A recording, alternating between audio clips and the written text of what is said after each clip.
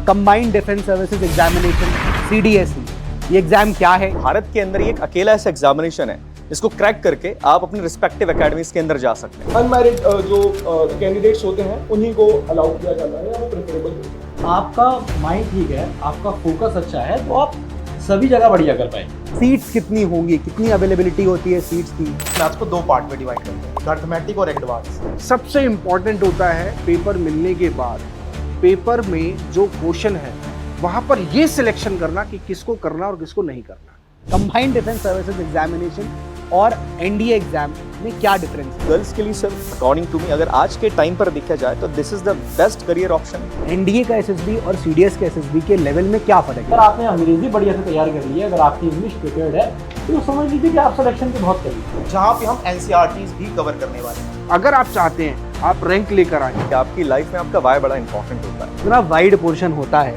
History, geography, polity, current affairs, economics, environment, science.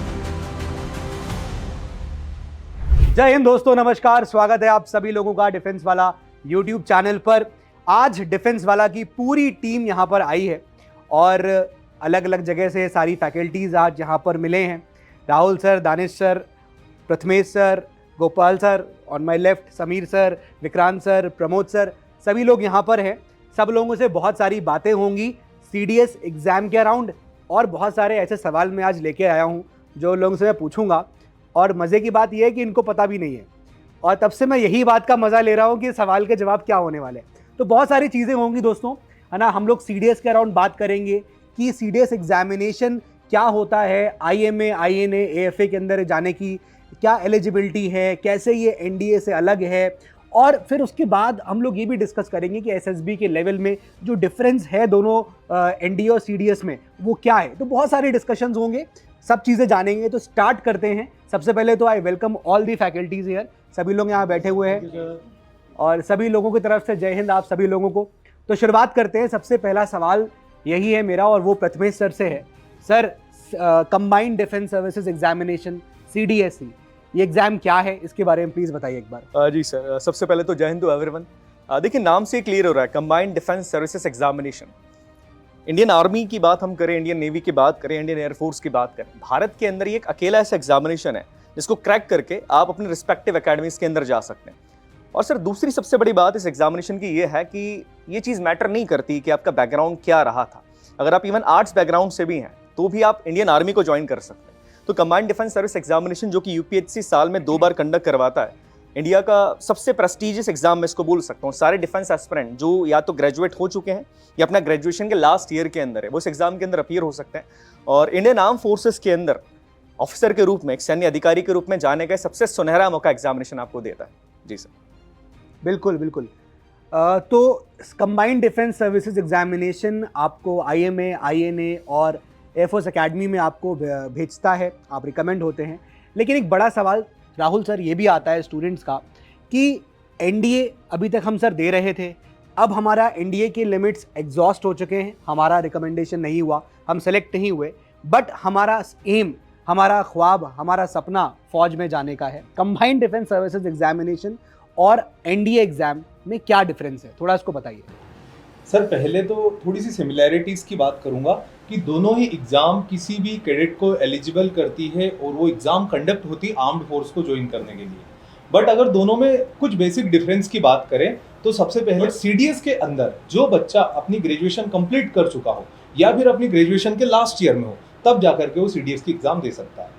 अगर again फिर similarities की बात करें तो दोनों के अंदर ही बच्चे लेफ्टिनेंट, सब लेफ्टिनेंट और फ्लाइंग ऑफिसर बनते हैं। फिर अगर डिफरेंस की बात करें तो NDA में हमेशा आपको परमानेंट कमीशन मिलता है, बट CDS की बात करें तो CDS के अंदर अगर बच्चा OTA से आगे जाता है तो उसको शॉर्ट सर्विस कमीशन मिलता है। ये इनके अंदर कुछ बेसिक डिफरेंस है, बट हालांकि दोनों ही एक बच्चे को एलिजिबल बनाती है एक ऑफिसर बनने के लिए, आर्म्ड फोर्स को ज्वाइन करने के लिए। बिल्कुल सर, एलिजिबल बनाती है बच्चे को।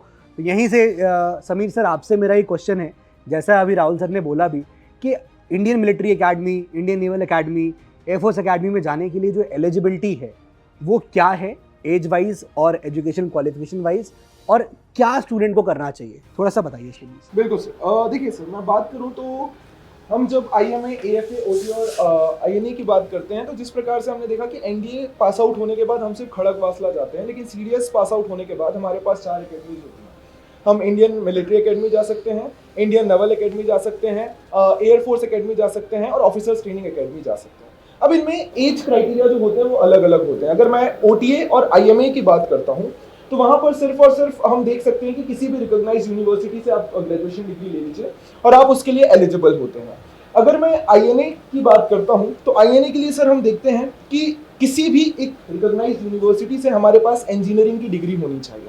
और सर जब मैं बात करता हूँ AFA के लिए तो आपके पास 10+2 लेवल पे अगर मैथ्स और फिजिक्स है तो आप किसी भी डिग्री को ले सकते हैं अपने ग्रेजुएशन टाइम पे, और अगर 10+2 लेवल पे आपके पास फिजिक्स और मैथ्स नहीं है तो आपके पास ग्रेजुएशन में इंजीनियरिंग की डिग्री होनी चाहिए। एज क्राइटेरिया की अगर हम थोड़ी सी बात कर लेते हैं तो सर IMA के लिए हमारी एज क्राइटेरिया होती है 19 से 24 साल। अगर मैं AFA की बात करूं तो 20 से 24 साल, अगर OTA की बात करता हूं तो 19 से 25 साल और INA के लिए 19 से 24 साल। और इन सभी में अनमैरिड होना आपके लिए, मतलब अनमैरिड जो कैंडिडेट्स होते हैं उन्हीं को अलाउ किया जाता है या वो प्रेफरेबल होते हैं। Okay, thank you so much sir. Unmarried candidates ही यहाँ पर अलाउड होते हैं।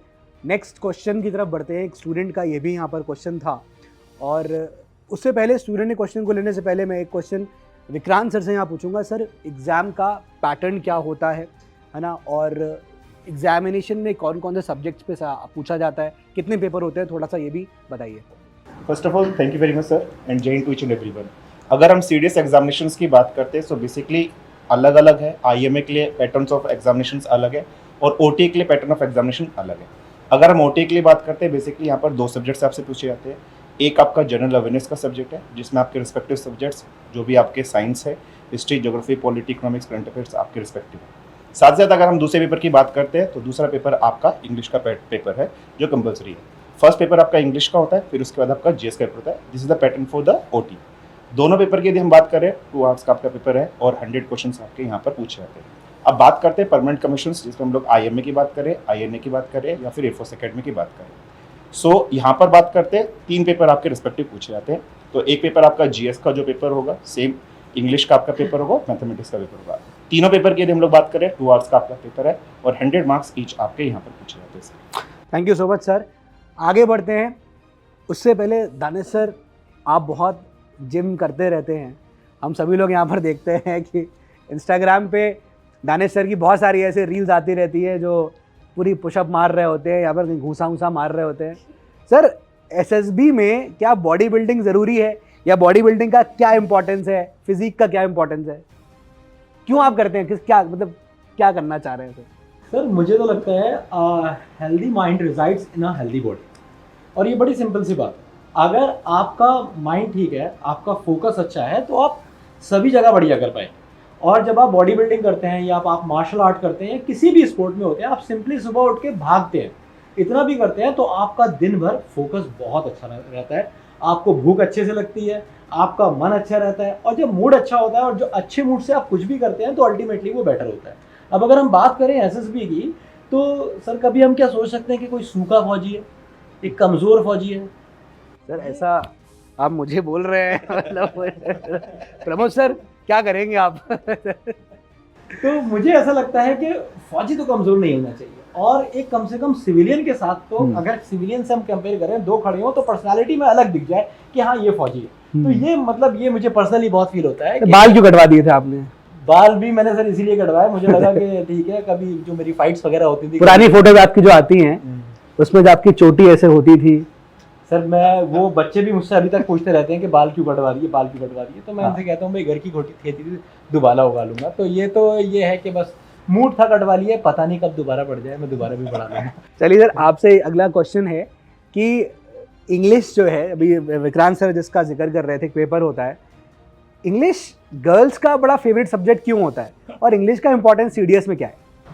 सर देखिए, पहले बताऊंगा CDS में इम्पोर्टेंस क्या है, फिर लड़कियों का। अच्छा, ठीक है। तो CDS में तो देखिए इम्पोर्टेंस है कि मुझे लगता है कि अगर आपने अंग्रेजी बढ़िया से तैयार कर ली है, अगर आपकी इंग्लिश प्रिपेयर्ड है, तो समझ लीजिए कि आप सिलेक्शन के बहुत करीब हैं। 120 क्वेश्चन हैं और 120 में से 110 प्लस क्वेश्चन ऐसे होते हैं जो आप अटेम्प्ट कर सकते हैं। मतलब 5 या 6 क्वेश्चन ही ऐसे होते हैं जिनको आप सोचेंगे इसका आंसर बहुत ज़्यादा एम्बिगुअस है, चलो मैं नहीं लगा रहा। नहीं तो 110 प्लस क्वेश्चन ऐसे होते हैं जो आप आसानी से अटेम्प्ट कर सकते हैं। तो ये सिर्फ क्वालिफाइंग नहीं होती, ये स्कोरिंग होती है। आप इसमें बहुत बढ़िया से स्कोर कर सकते हैं। आता क्या है? Narration, voice, simple synonyms, antonyms, it is all about practice. अगर आपने गुड नंबर ऑफ टेस्ट लगाए हैं, अगर आपने अच्छे से प्रैक्टिस करी है, तो ये क्वेश्चन आप देखेंगे रिपीट भी होते हैं बार बार। तो मैं तो बार बार ये बोलता हूँ कि ये एग्जाम काफ़ी आसान हो जाता है CDS का, कि काफ़ी हद तक इंग्लिश स्पेसिफिक हो जाता है। आप बस इंग्लिश बहुत बढ़िया से पढ़ लीजिए तो 120 क्वेश्चन, लगभग आधे क्वेश्चन तो आपको वहाँ से मिल जाते हैं, और वो भी वो जिसमें आप बढ़िया स्कोर कर पाते हैं। तो ये तो हुआ CDS का रिटन एग्जाम। अब बात करते हैं कि गर्ल्स। देखिए गर्ल्स जो होती है ना सर, थोड़ी इमेज कॉन्शियस होती हैं और हमें हमेशा से हम देखते हुए आ रहे हैं कि एक बात कही जाती है, first impression is the last impression. तो आप कहीं पे भी देखेंगे लड़कियां हमेशा अपने आप को बहुत अच्छे से कैरी करती हैं, उनके बैठने का तरीका, उनके उठने का तरीका, और वो हर चीज़ में कभी भी बात करती हैं स्ट्रेंजर से। तो मैंने ऑब्जर्व किया है they tend to speak in English whenever they get a chance, they speak in English. Even if they don't get a chance, they create a chance to speak in English. What about boys? What do we do? अरे यहाँ, अरे बैठ भाई, कहाँ टहल रहा है? तो हम इतने इमेज कॉन्शियस नहीं होते हैं, लड़कियां ज्यादा इमेज कॉन्शियस होती हैं, इसलिए उन्हें पसंद भी आती है इंग्लिश, और कहीं ना कहीं उनकी इंग्लिश बेटर भी होती है। ये मैंने अपने बैच में भी देखता हूँ, लड़कियां सवाल पूछती हैं तो इंग्लिश में पूछती हैं, लड़के अरे सर ये नहीं आ रहा। तो ये एक डिफरेंस है जो मैं फील करता हूँ। राहुल सर, आप कितना एग्री करते हो कि ये सर कह रहे हैं आउट ऑफ द बॉक्स है, ये तो पूछा ही कहा ही नहीं गया था? सर मेरे में तो दोनों में पूछते हैं, हिंदी और इंग्लिश दोनों में आते हैं। मतलब सर आप ये कह रहे लड़के एकदम होते हैं निकम्मे इंग्लिश के मामले में, इंग्लिश के इनको वो सर लाइटली लेते हैं, इंग्लिश के मामले में नहीं, ज्यादातर चीजों में। फॉर एग्जांपल मैंने बहुत सारी जगह पे देखा है, मैं स्पेसिफिकली किसी लड़की को पॉइंट आउट नहीं कर रहा, कहीं भी बैठ जाते हैं, किसी भी ठेले पे खा लेते हैं, एक दूसरे के कपड़े भी पहन लेते हैं। बट इंग्लिश एक बहुत इंपॉर्टेंट एस्पेक्ट है जो कि मेरे ख्याल से हर एस्पिरेंट जो अभी कंबाइंड डिफेंस सर्विसेज एग्जामिनेशन में अपना सपना देख रहा है CDS एग्जाम को क्रैक करने का, फौज में जाने का, आई थिंक सर इंग्लिश और फौज ये दोनों चीज़ आपका जो पर्सनालिटी है वो लिफ्ट कर देता है, राइट? सर जबरदस्त कर देती है। इसीलिए मैं कहता हूँ लड़कों से कि तुम भी इमेज कॉन्शियस बनो, और तुम्हें किसने रोका है ना, तुम भी दम लगाओ और बढ़िया से अपनी पर्सनालिटी को ग्रूम करके रखो, बॉडी बिल्डिंग भी करो और इंग्लिश भी बोलो। राइट, ओके सर, आगे बढ़ते हैं अगले क्वेश्चन की तरफ। काफ़ी हंसी मजाक हो गया। एक सीरियस क्वेश्चन ये है कि जो स्टूडेंट्स हमेशा पूछते हैं कि सीट्स कितनी होंगी, कितनी अवेलेबिलिटी होती है सीट्स की, NDA में आती है जितनी, उससे ज़्यादा होती है, उससे कम होती है, हमारे कितने फेयर चांसेस होंगे? तो गोपाल सर इसका एक बार बताइए मुझे कि सीट की अवेलेबिलिटी पे क्या यहाँ पर आपका से है? सर सीट्स की अवेलेबिलिटी की बात करें तो NDA और CDS में मैक्सिमम कंपैरिजन होता है, और हमेशा क्योंकि बच्चा जो NDA दे रहा होता है वो बाद में ट्राई भी करता है कि मुझे CDS देना है, अगर उसका इन केस अगर NDA में नहीं होता है तो NDA से CDS की सीट्स हमेशा ज़्यादा रहती है। जो लास्ट कुछ ईयर्स का एनालिसिस है वो हमेशा ये दिखा रहा है कि NDA में जो सीट्स है वो 300 to 400 तक वेरी करती हैं, ऊपर भी चली जाती हैं थोड़ी बहुत, लेकिन जब CDS की बात आती है तो CDS की जो सीट्स है वो 400 से ही स्टार्ट होती है, 550 600 तक भी जाती है। तो ये कुछ रहता है सर सीट्स को लेकर। ऑलराइट, ठीक है। एक मैथ्स टीचर से दूसरे मैथ्स टीचर की तरफ जाता हूँ मैं। सर अभी बात हो रही थी मैथ्स की ही, इंग्लिश की बात हुई, अलग अलग पेपर्स की बात हुई, मैथ्स की चर्चा नहीं हुई अभी तक। सर मैथ्स कितनी इंपॉर्टेंट है? एक इंडिविजुअल पेपर होता है और यहाँ पर ऑब्वियसली लड़कियाँ माइनस हो जाएंगी, तो सर क्या स्ट्रैटेजी होनी चाहिए मैथमेटिक्स को तैयार करने के लिए, और कितना आप उस पेपर पर रिलाई कर सकते हैं अपने सिलेक्शन के लिए? हाँ, तो सबसे पहली बात तो अगर मैं मैथ्स की बात करता हूँ तो हम यहाँ पे मैथ्स को 2 पार्ट में डिवाइड करते हैं, एक अर्थमेटिक और एक एडवांस। और अगर मैं बात करूँ कैसे पूछा जाता है तो 60 और 40 का रेशियो होता है। 60% आपको एडवांस मैथ पूछता है और 40% हमारी अर्थमेटिक पूछी जाती है। और अगर मैं तुमसे कहूँ कि भाई आपको अटेम्प्ट कितना करना है, भाई अगर मैं बात करूँ तो पूरा का पूरा तो अटेम्प्ट करना is not an easy task. भाई एडवांस आपको लगता है कि 60% आती है, हम उसे पढ़ लें और हम बहुत अच्छा स्कोर कर लेंगे, तो एडवांस में बहुत सारी चीज़ें होती है, जैसे ज्योमेट्री हो गई, ट्रिग्नोमेट्री हो गई। तो ज्योमेट्री में इतनी सारी थ्योरम्स होती हैं कि कहीं ना कहीं से किसी ना किसी तरीके से जो UPSC है ना, वो ऐसा क्वेश्चन डाल देता है जिसमें आपका समय बहुत ज़्यादा चला जाता है। तो मेरा बस यही कहना है कि आपको क्या करना है, आपको अर्थमेटिक पूरी कंप्लीट कर लेनी है, क्योंकि आपको वो 40% नंबर जो है वो सिक्योर करने हैं, और एडवांस तो आपको पढ़नी है, ठीक है। तो अगर आप इधर 40 नंबर और इधर आप सपोज 20 से 25 नंबर भी ले आते हो तो आप बहुत अच्छा स्कोर कर लेते हो। और अभी जो रिसेंट पैटर्न चला है हमारे एग्जाम का, अभी हमने जो एग्जाम दिया, अभी जो हमारा अप्रैल में एग्जाम हुआ था, उसमें हमने देखा कि जो हमारे पास ज्योमेट्री के क्वेश्चन थे और जो मेंसुरेशन के क्वेश्चन थे उनमें एकदम अलग लेवल की चीज़ें दे दी थी। तो बन तो जा रहे थे, लेकिन अगर आपने प्रैक्टिस नहीं करी है तो आप उस चीज़ को नहीं कर पा रहे थे। तो अब करना क्या है भाई, आपको दोनों चीज़ों को लेकर चलना है, साथ ही साथ आपको क्या करना है, ज़्यादा से ज़्यादा प्रैक्टिस करनी है, क्योंकि मैथ्स मांगता है प्रैक्टिस, और अगर आपने प्रैक्टिस नहीं करी तो आप चले जा सकते हैं। गोपाल सर, आपका इसके बारे में क्या कहना है? सर देखिए, मैं यूपीएससी के पैटर्न को काफ़ी टाइम से ऑब्जर्व कर रहा हूँ, चाहे वो सिविल सर्विसेज को लेकर हो, चाहे वो सीडीएस को लेकर हो, चाहे वो एनडीए को लेकर हो। मैथमेटिक्स में एक सबसे बड़ी चीज़ जो आपको पहला दिन जैसे ही आप क्लासेस स्टार्ट करें या आप मैथ्स पढ़ना शुरू करें, पहली एक चीज़ आपको त्यागनी होगी, वो है ईगो। और ईगो उन लोगों में ज़्यादा देखी है ना मैथ्स की, जिसको मैथ्स थोड़ा बहुत आता है, जिनका मैथ्स फेवरेट सब्जेक्ट रहा है। वो स्टार्टिंग में आगे कि मैं तो 100 में से 100 कर दूंगा, यहाँ पे बाकी 2 पेपर्स में देखा जाएगा, कुछ ना कुछ हो ही जाएगा। तो ये ईगो आपको त्यागनी पड़ेगी, क्योंकि अगर आपने ये ईगो पे ले लिया कि मैं 100 में से 80 क्वेश्चन करूंगा, 90 क्वेश्चन करूंगा। अभी सीडीएस 2023 का पेपर आया, जो बोला जाता है यूपीएससी ने सीडीएस में सबसे टफेस्ट पेपर सेट किया था। लेकिन जब उस पेपर को आराम से आप बैठो देखकर, तो आपको पता चलेगा कि अटेम्प्टेड लाइक बहुत अच्छे क्वेश्चन उसमें थे। लेकिन हम हमेशा बच्चों को बोलते हैं, बच्चों एक पूछते हैं सर गुड अटेम्प्ट क्या है, 50 से 60 क्वेश्चन हमेशा हम बोलते रहे। लेकिन सीडीएस 2023 का जब पेपर देखा तो मैंने खुद बच्चों को बोला कि अगर ये अचानक से एट रैंडम सामने आया पेपर आपके, तो आप 32, 35 और 40 क्वेश्चन जिसने किए होंगे उसका सिलेक्शन कंफर्म है। तो ये पेपर का पैटर्न है जो वहां पर जाकर डिसाइड करेगा कि आपको कितने क्वेश्चन अटेम्प्ट करने हैं। अब वही अगर आप ईगो पे चल रहे हैं कि सर ने 50-60 क्वेश्चन बोले थे, मैं 50-60 करता रहा, तो यहाँ पे भी 50-60 करूंगा, तो वहीं पर आप लैग कर जाएंगे, वहीं पर आप माइनस मार्किंग की तरफ आगे बढ़ेंगे और सिलेक्शन आपका रुक जाएगा। और जैसा कि प्रमोद सर बोल रहे थे, अभी 60-40 का रेशियो है। तो 60-40 का रेशियो है जिसमें अर्थमेटिक को मैं हमेशा बोलता हूं ये बोनस राउंड है जो कंफर्म नंबर देता है। आप लेकिन किसके पीछे पड़े रहते हो? ज्योमेट्री और मेंसुरेशन। अरे आप 100 क्वेश्चन में से ज्योमेट्री और मेंसुरेशन के मैं कहता हूं अटेम्प्ट नहीं भी करते हैं, अगर मान लीजिए 20 से 25 क्वेश्चन है, फिर भी 75 क्वेश्चन आपके पास है अटेम्प्ट करने के लिए। सबसे इंपॉर्टेंट होता है पेपर मिलने के बाद पेपर में जो क्वेश्चन है वहां पर यह सिलेक्शन करना कि किसको करना और किसको नहीं करना, क्योंकि अगर नहीं करने वाले क्वेश्चन को आप करने बैठ गए तो आप टाइम वेस्ट करोगे। तो मेरा एक सजेशन है, ईगो पहले दिन हटा के रख दीजिएगा और सभी टॉपिक्स को पढ़ना होता है। कई टॉपिक्स में बहुत ज्यादा डीप जाना है तो कई टॉपिक्स को सिर्फ ऊपर से पढ़ लेना। Alright, thank you so much sir. अगले सवाल की तरफ बढ़ते हैं। एक बहुत ही इंपॉर्टेंट सवाल है और खासतौर से लड़कियों के लिए है वो, कि फौज में जाना, combined defence services examination CDS को क्लियर करके, सर प्रथमेश सर आपसे पूछना चाहूँगा, काफ़ी ज़्यादा फीमेल कैंडिडेट्स इस बारे में पूछती हैं और बहुत सारी ये जानना भी चाह रहे हैं फीमेल कैंडिडेट्स, जब से एनडीए के अंदर भी फीमेल एंट्री हुई है, बहुत सारे स्टूडेंट्स का नहीं हो पाया, गर्ल्स कैंडिडेट्स का, but they still um, they still dream to go in the forces. Females के लिए क्या अपॉर्चुनिटीज़ हैं फौज के अंदर through CDS exam? Sir according to me, अगर सीडीएस एग्जामिनेशन को देखा जाए तो शुरुआत से ही सीडीएस एग्जाम्स गर्ल्स के लिए एक बहुत ही सुनहरा मौका लेकर आता है इंडियन आर्म फोर्सेस को ज्वाइन करने का।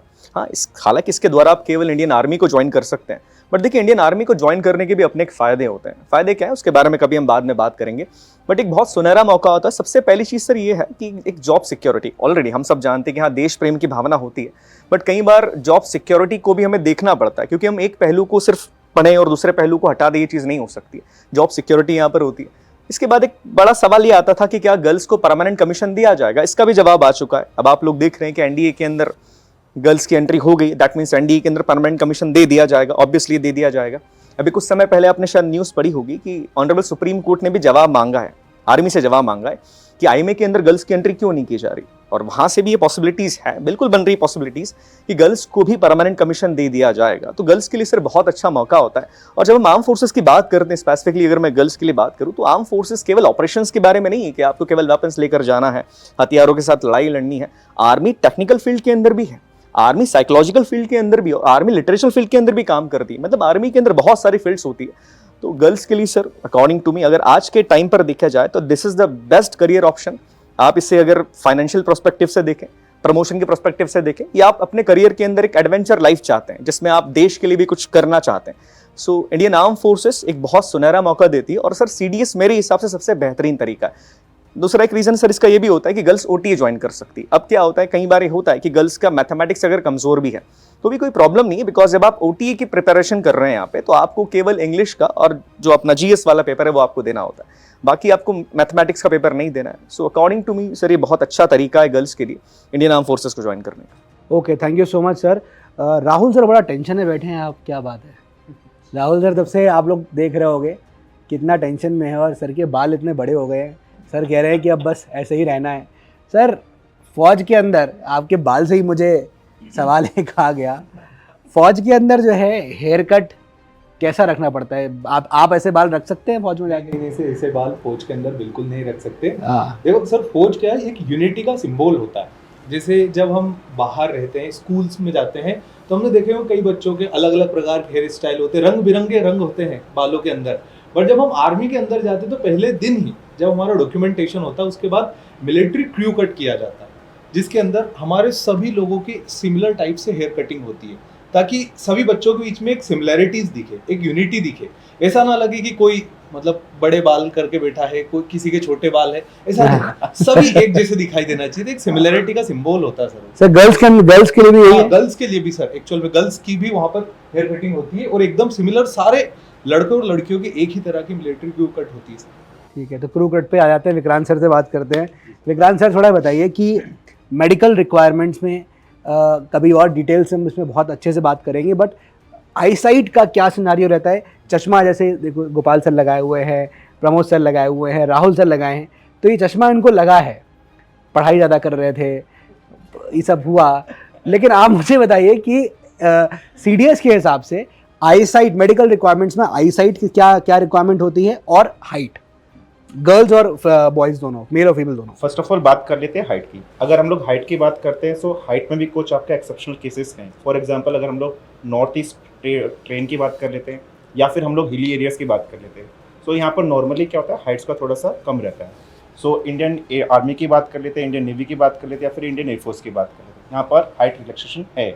अगर नॉर्मली बात करते हैं 157 सेंटीमीटर के आसपास आपकी हाइट मांगता है, लेकिन यहाँ पर रिलैक्सेशन आपको दे दिया जाता है 153, 152 तक दे दिया था फॉर द स्पेसिफिकली बॉयज़ की बात करें। गर्ल्स की अगर हम बात करें, गर्ल्स के लिए यहीं पर ये जाते हैं तो 148 सेंटीमीटर तक का रिलैक्सेशन चला जाता है। बाकी हाँ, ओवरऑल जो आप जा रहे हो बाकी सभी के लिए गर्ल्स या बॉयज़ की बात करें तो वहाँ पर 157 हम लोग मान लेते हैं। अब बात करते हैं सर आईसाइट। ऐसा नहीं है कि सर बहुत से बच्चे ये बोलते हैं कि मेरे को स्पेक्स लगा, तो स्पेक्स लगाने से कि आप अनफिट हो जाओगे, ऐसा नहीं है। अलग अलग डिमांड अलग अलग है। फॉर एग्जांपल इंडियन आर्मी की बात करें, इंडियन आर्मी के लिए डिमांड अलग है, इंडियन एयरफोर्स के लिए डिमांड अलग है, इंडियन नेवी के लिए डिमांड अलग है। सो रिलैक्सेशन है यहाँ पर भी, डिपेंड करता है कि आपकी विद स्पेक्स क्या हाइट है या विदाउट आपके स्पेक्स क्या है, उसके लिए रिलैक्सेशन अलग अलग यहाँ पर मैंडेटरी करते हैं। सिमिलर वे में यदि हम लोग बात करें हियरिंग में एक बहुत इंपॉर्टेंट फैक्टर्स यहाँ पर रोल प्ले करता है। बहुत से क्या होता है कि विस्परिंग वहाँ पर टेस्ट होता है सर। सो विस्परिंग टेस्ट क्या होगा, एक रूम के अंदर आपको रखा गया तो कुछ डिस्टेंस पर आपको विस्परिंग करी जाएगी। सो वहाँ पर मतलब ये डिस्टेंस है 600 सेंटीमीटर के आसपास, तो वो विस्परिंग आपको सुननी पड़ेगी। क्या आप वो विस्परिंग सुन पा रहे हो या नहीं सुन पा रहे हो, तो हियरिंग भी एक इंपॉर्टेंट फैक्टर है। उसके बाद यदि हम लोग बात कर लेते हैं और रेस्पेक्टिव में, आपकी कोई ऐसी डिजीज नहीं होनी चाहिए जो स्किन्स पर आपको दिखाई दे रही है। सो अलग अलग उसमें पैटर्न अलग है। तो बेसिकली स्टूडेंट्स के लिए मेरा ये है कि अभी प्रेजेंटली आप लोग अपने रिटर्न एग्जामिनेशन पे ज़्यादा फोकस करिए। ये छोड़ दीजिए कि सर मेरा ये क्राइटेरिया, मेरी मेडिकल ये फील्ड है या मेडिकल में मेरी ये प्रॉब्लम, वो सेकेंडरी चीज़ है। आपको पहले अपने रिटर्न एग्जामिनेशंस को फोकस करना चाहिए, क्योंकि अगर अभी से आप उसको अपने दिमाग के अंदर बैठकर पैनिक करोगे तो कहीं ना कहीं आप रिटर्न एग्जामिनेशन को भी लैग कर दोगे। सो उसको सेकेंडरी रख दीजिए, बेस्ट थिंक करिए और बेस्ट ही आपके साथ होगा। ऑलराइट, ठीक है। रिटर्न की बातें हो गई और मेडिकल की बातें हुई, बीच में आता है एक एसएसबी, राइट? एसएसबी के में एक सवाल मेरा और है प्रथमेश सर, मैं आपसे ये जानना चाह रहा हूँ कि एनडीए का एसएसबी और सीडीएस के एसएसबी के लेवल में क्या फ़र्क है? क्या वो सेम है जैसा अभी तक एनडीए के एस्पिरेंट्स देखते आ रहे हैं, अब वो सीडीएस को एम कर रहे हैं, क्या उनको सेम एसएसबी का लेवल मिलेगा या is there any change, is there any difference? देखिए सर, एसएसबी की अगर बात की जाए तो एसएसबी 3 चीज़ों के ऊपर चलता है, मनसा, वाचा, कर्मणा। इसके द्वारा एक इंसान को जानने की कोशिश की जाती है कि रियल में उसका नेचर क्या है, उसका बिहेवियर क्या है। जैसा कि हम सब जानते हैं कि साइकोलॉजिकली कहा जाती है कहावत कि हर इंसान के 3 चेहरे होते हैं। 2 चेहरे जो वो दुनिया को दिखाता है, एक ऐसा चेहरा होता है जो वो रियल होता है, रियल में उसकी पर्सनालिटी होती है। अब होता क्या है, अगर मैं एनडीए के एस्पिरेंट की बात करूं तो वहां पर उसकी एज काफ़ी कम होती है, बच्चा इतना मैच्योर नहीं है। बट जब हम सीडीएस एस्पिरेंट के बारे में बात करते हैं तो सीडीएस एस्पिरेंट का एज अप्रोप्रिएट मैच्योरिटी का होना बहुत ज़्यादा ज़रूरी है। थोड़ा सा मैं डिटेल में इसके बारे में बात करता हूँ। साइकोलॉजी एक इंसान का जो डेवलपमेंट है वो 3 तरीके से होता है। पहला फिजिकल डेवलपमेंट जो हमको दिखता है सभी के कि हमारी फिजिक किस तरीके से बढ़ रही है। दूसरा होता है इमोशनल डेवलपमेंट कि इमोशनली आप कितने स्ट्रांग हैं या अपने इमोशंस को कैसे कंट्रोल कर रहे हैं। फॉर एग्जाम्पल अगर मैं बात करूँ कि हम जब छोटे थे तो बचपन में खिलौने के लिए हम लोग रोने लगते थे, जैसे बड़े हुए तो समझ में आता है कि ये चीज़ अपने लिए इतनी इंपॉर्टेंट नहीं है, तो अपने इमोशंस को मैनेज करना हम धीरे धीरे सीख जाते हैं। तीसरा जो डेवलपमेंट होता है साइकोलॉजिकली वो सबसे इंपॉर्टेंट माना जाता है एसएसबी के पॉइंट ऑफ व्यू से, that is your intellectual development कि आपकी इंटेलेक्चुअलिटी के आधार पे आप कितना डेवलप हो रहे हैं। इंटेलेक्चुअलिटी का मतलब बेसिकली ये होता है कि आपके जीवन के अंदर के कोर प्रिंसिपल्स क्या हैं, आपके जीवन के अंदर के खुद के कुछ सिद्धांत क्या है जिसके ऊपर आप चलते हैं। एक पॉइंट होता है इनर वॉइस जिसके बारे में आप सभी ने सुना होगा। मैं एक छोटे से एग्जाम्पल के थ्रू बताने की कोशिश करता हूँ। एसएसबी के अंदर एक पिक्चर आता है टीएटी के अंदर जहाँ पर लिखा जाता है कि एक एक्सीडेंट हो रहा है, पिक्चर दिखाया जाता है और एस्पिरेंट से पूछा जाता है कि वो इस कंडीशन के अंदर क्या करेगा। टीएटी के अंदर जो एस्पिरेंट है वो रिस्पॉन्स करता है कि एक्सीडेंट मुझे दिखेगा, मैं रुकूंगा और उसको यहाँ पर लेकर जाऊंगा।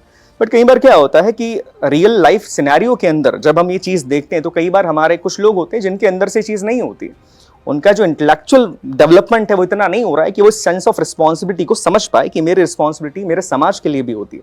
तो क्या होता है सर, ये जो इंटेलेक्चुअल डेवलपमेंट है ये एज के अकॉर्डिंग धीरे धीरे मैच्योर होना बहुत ज़रूरी होता है। सीडीएस एस्पिरेंट के अंदर ये मैच्योरिटी का लेवल ज़्यादा देखा जाएगा हमेशा से, और एनडी एस्पिरेंट के अंदर ये मैच्योरिटी का लेवल इतना नहीं देखा जाएगा। क्यों? बिकॉज ये जो मैच्योरिटी आपके अंदर आती है ये आपके एक्सपीरियंस के ऊपर बहुत ज़्यादा डिपेंड करती है। बिकॉज जब आप सीडीएस के अंदर जाते ऑलरेडी आपने 3-4 साल कॉलेज के अंदर गुजारे, कई सारी परिस्थितियों का सामना आपने किया है। हो सकता है कि आपके कई सारे रिलेशन रहे हो, जैसे आपके अपने दोस्त के साथ रिलेशंस होते हैं, किसी के साथ आपका झगड़ा हो गया, आपने कैसे हैंडल किया है। तो इस एज के साथ एक मैच्योरिटी का आना बहुत ज़रूरी है। तो मैं एक सीधे शब्दों में अगर बात की जाए तो सीडीएस और एनडी के एसएसबी के अंदर डिफरेंस प्रैक्टिकली तो नहीं माना जा सकता, बट जब आपका असेसमेंट किया जाता है तो ये डिफरेंस काफ़ी ज़्यादा होता है। ओके, ठीक है। तो सीडीएस फाउंडेशन जो बैच है वो आपके सामने ऑलरेडी आ चुका है। आपने सीडीएस फाउंडेशन का जो लॉन्च है वो ऑलरेडी देख लिया है।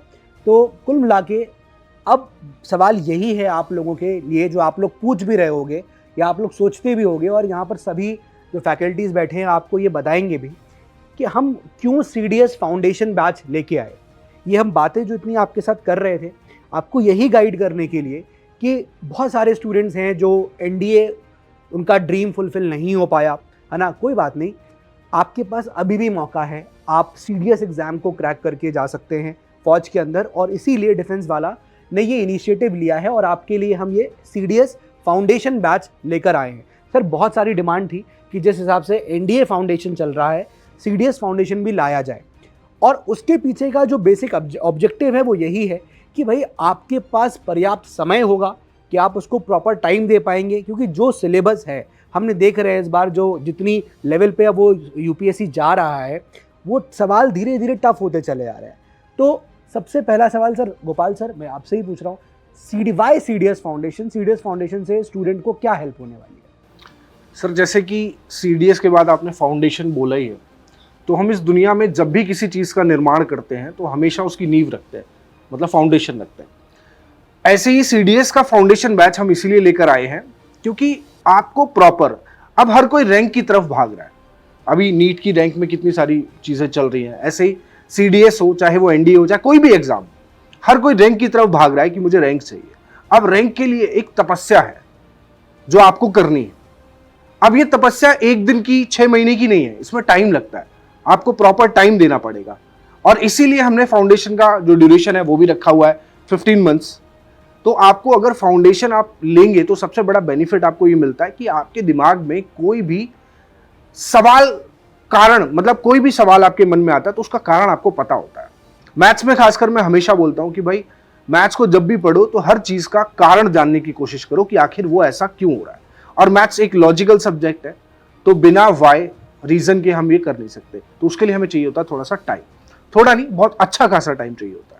तो सीडीएस फाउंडेशन इसलिए ज्यादा जरूरी। Okay Danish sir, why CDS foundation, आप क्या बोलेंगे इस चीज़ में? सर ख़ास तौर से अगर मैं इंग्लिश में देखूं तो मैं देखता हूं कि बच्चा 12th करके आया है और अच्छा खासा मैं पढ़ा रहा हूं, पढ़ाते पढ़ाते वो मुझसे पूछता है what is the difference between has and have. Sir what is the difference between did do does. और ऐसी बहुत सारी बेसिक चीज़ें हैं जो स्टूडेंट्स को आती हैं। और मैं ये उनकी बात नहीं कर रहा जो हिंदी मीडियम से हैं, जो इंग्लिश मीडियम से हैं उनके साथ भी ये होता है कि लिटरेचर आपको होता है, आपने वो स्टोरीज याद कर ली, पोएम्स देख ली, वो पोएम्स को आपने रट लिया, वहाँ से स्टैंजास आते हैं, आप कराते हैं।